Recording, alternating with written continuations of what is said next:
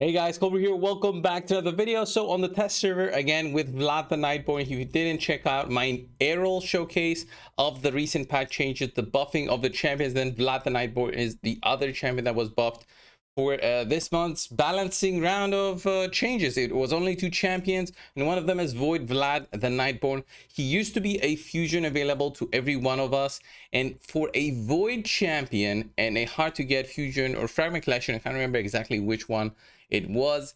It was a difficult one, and it didn't justify it being a Void champion. If this wasn't Void, I would be happy with that. Why am I saying this? Because this champion can actually be acquired by Void shards, and when you open up a Void shard and you see the legendary glow, what do you expect? You expect something big. Chris can come out of that, Sifi, Necred. There's so many champions right now that can completely change an account from one day to another coming out of that legendary glow, that seeing a Vlad the Nightborn, it's kind of unsettling. You're like, can I actually even use this champion? Well, not so much, at least in the past. But now with these changes, only two changes happened to Vlad with the balancing. Was this A3 has now become an AoE attack and places the decreased defense when it's fully booked out, and applies a block active skills at an AoE for 2 turns, which is kind of insane if you think about it. Plus providing a perfect veil buff protection to this champion, protects you from single target attacks and protects you a little bit from AoE attacks by reducing damage taken by about 15% or so. Plus the aura changed to critical rate buff to all battles by 24%, but I doubt people will be using this as something to build their Vlad with, in terms of having less critical rate so that you can benefit from this aura. This is more for like your supporting cast of champions. Also, masteries went ahead with the usual Helm Smasher build for the showcase plus defense route. You can go support route for the extra accuracy if you want to, and even Master Hexer if you want to extend the duration of the block active skills. I believe it can be extended, but I might be wrong. Definitely the decreased defense can be extended. That being said, it's all up to you if you prefer that counter attack and him going in there with the A1, which destroys max HP and also heals. It's all up to you and personal preference. Since I haven't built him with much accuracy, I didn't go to the support route at all. He only benefits a little bit from artifacts, great hole bonuses, and faction guardians, none from empowerments or blessings at the moment. Okay, from masteries I would get maybe about 20 or 30 or so accuracy overall, counting all the bonuses that are available. So that being said, let's go in and check out Vlad the Nightborn. We have a cool 6.4 thousand attack on him, 160 speed, very slow, 100% crit rate, 300% crit damage. That is quite insane. I'm happy about that because I do use my best gear for this showcase to see if the A3 change is really worth it. Okay, if he's really worth all that, you know, trouble that we went through again, at least for the fusion, or if you get him from a Void. So as I said, I did the Errol showcase a little bit earlier, and you'll see that on the channel. Definitely check that out first. I was very happy with that one. So let's find Vlad. There he is, my boy Vlad. We're doing it on 25. 25 can be very hard to understand on the potential of damage, but I just want to see in terms of comparing this to Errol on how different they are, who got the stronger buff. So obviously I'm going to check out the A3 here. The A2 is also an AoE attack that can place a leech and also steal Terminator. So you have that for Vlad. His kit sounds like an amazing kit to have for a champion that doesn't go heavy on the damage stats, but goes heavy a little bit on accuracy, or benefits from, let's say, an increased accuracy buff much more in terms of what his skills can do. So the decreased defense, the block active skills, that can be huge. So let's see the A3 here, which is the change from the single target to the AoE attack. All right, we saw some big numbers there. I'm happy with this. This is not insane numbers by any means. It doesn't clear out the whole wave, but as you saw, these enemies are now also block active skill.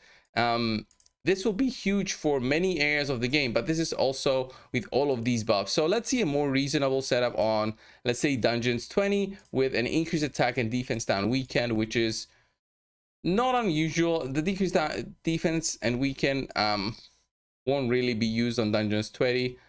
You'll be using just decreased defense, I would think, for most cases, unless you are lucky. But let's see here.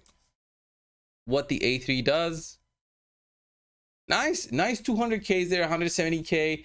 Big potential for his damage. I'm liking the numbers that I'm seeing, and once the multipliers are out, I would guess that his multipliers are very satisfying for being an AoE attack with the block active skills. But again, for it to land on more champions than, you know, just the enemy damage dealer, which usually doesn't have much resistance, you'll need more resistance, and that will decrease his damage even more. So it's all up to you. So let's put in Vlad here for this showcase, fighting the same teams that I fought for with Errol. So let's see if I can get a little bit luckier here with the removal of Stone Skin. Did happen on him.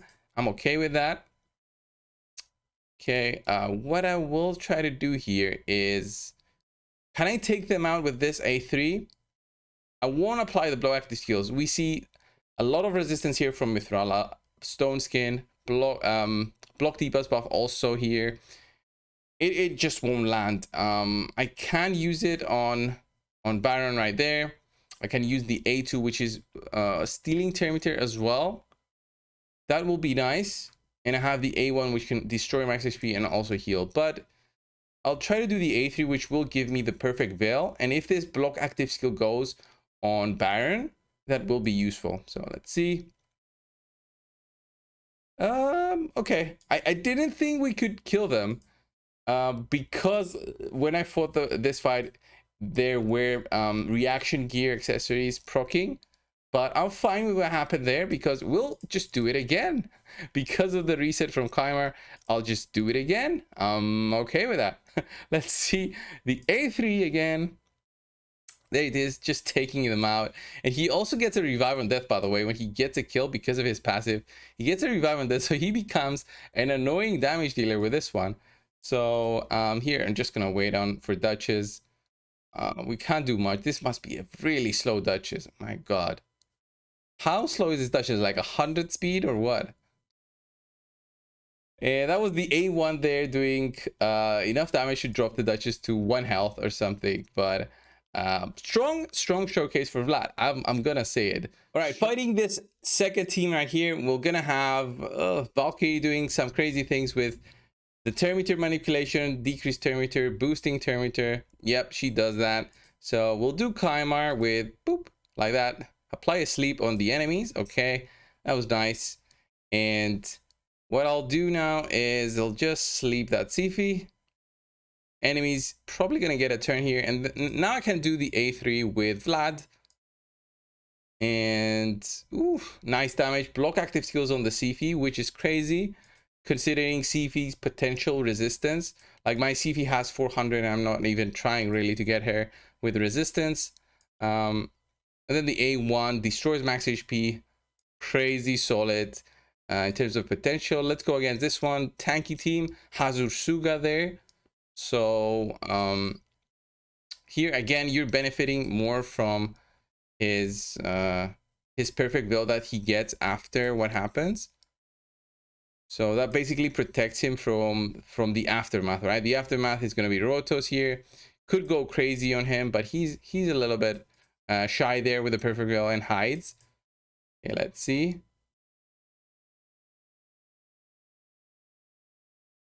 The A2 skill, I don't remember if it was as strong as what the A3 now is. So I could check it out. Check out the A2 here. Pretty solid, but yeah, here we're limited by Rotos's passive, which reduces damage taken to 50% of his health.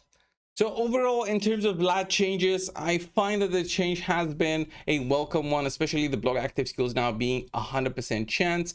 I wouldn't build a Vlad like I have right now. I will build him honestly with more accuracy to benefit from that block active skills, and he can be huge for areas such as the Doom Tower and in other situations where you want to be locking at the enemies. And block active skills is a very strong lock of the enemies that is not a stun. Okay, his double AoE attack now also opens up the possibilities for a stun set being very nice for him. For again the Doom Tower when you need more control, I can see him being there as, you know, a great support, perfect veil, leech, decreased turn meters, decreased defense, block active skills, perfect veil on himself, heal, max HP, destroy. He has a whole different kit than other nukers that can be, you know, an additional, you know, benefit to your team that might be lacking in an area or another. Very, very strong champion, I would say, now compared to before, because of the AoE attack. The block active skills AoE changes pretty much everything with this one, and that is the theme of this change. I don't expect him to be a big change in arena though, right? Again, because of the resistance compared to enemies resistance and how you would build him, unless you go a little bit heavier to accuracy with maybe like 300 accuracy, but that usually would mean you would lose upwards of 1,000 to 1,500 attack when you do that. When you go for double this amount of accuracy, you would lose a lot, and you won't realize it, but you will lose a lot of attack with that. And your benefit might be, you know, all about luck in terms of how much resistance the enemy teams have. So think twice before just dedicating your resources for arena purposes. But for dungeons and Doom Tower especially, which is the hardest PvE content in terms of waves that we have, like beating different waves and the difficulty of the waves themselves, I would say Vlad the Nightborn did get a buff and pushes him a little bit higher, I would say, in terms of the utility that this guy has, and is not a bad choice on newer accounts. Accounts such as mine won't see real use out of Vlad, and I will not give him masteries or book him out on the live server. On the test server, I do that. I do the showcase for you guys. Thank you so much for watching. Subscribe if you haven't already, and I will see you in the next one. See ya.